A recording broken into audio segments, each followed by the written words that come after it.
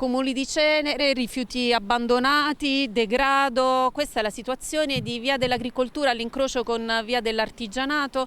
Siamo all'ingresso di Cagliari, qui è l'accesso per una ventina di attività commerciali. Qui c'è anche un furgone incendiato, ma come ci ha segnalato il signor Luciano, che ha un'attività commerciale anche lui qui, e voi da tempo state segnalando questa situazione al Comune di Cagliari.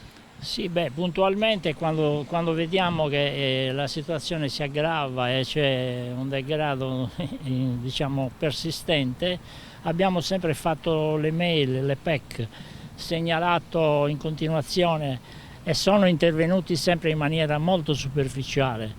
Questo mucchio di cenere c'è anni, quello è il risultato di tanta roba bruciata ogni giorno. Quindi non sembra una zona franca questa, sembra che nessuno possa fare nulla. E questo furgone abbandonato da prima di Natale è stato addirittura incendiato ed è rimasto qui. Sì, questo furgone noi l'abbiamo notato poco prima delle vacanze, subito dopo Natale l'abbiamo trovato incendiato. Tra l'altro qui c'è un canale che viene utilizzato spesso proprio per gettare rifiuti in maniera abusiva. Un canale che è pieno di rifiuti. Qui ci sono come minimo una ventina di aziende, ma aziende importanti anche, con tanto personale, tanti dipendenti, con un traffico di utenti enorme. Che i clienti debbano assistere a tutto questo scempio non mi sembra giusto.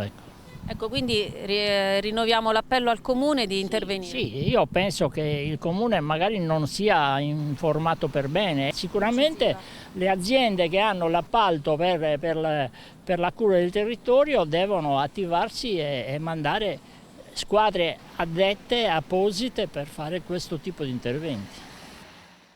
Una situazione che il Comune conosce bene, è proprio l'ente Aspici Carlo in una nota che precisa che i rifiuti che vengono abbandonati nelle aree comunali vengono ritirate continuativamente, insomma, puntualmente. Il problema naturalmente per quanto riguarda le aree di privati o gestite da altri enti. Ad ogni modo, specifica il Comune, a seguito delle segnalazioni e dei sopralluoghi dei tecnici è stata attivata un'unità operativa del Servizio Ambiente per adottare diversi provvedimenti ingiunzionali nei confronti di privati. Un'area privata difficile da tenere sotto controllo in generale, soprattutto perché si tratta di una zona periferica e non vigilata. Sempre il Comune conclude dicendo che confidiamo che possa migliorare in via definitiva la situazione a seguito di una complessa riqualificazione di tutta l'area, compresa la viabilità. E ora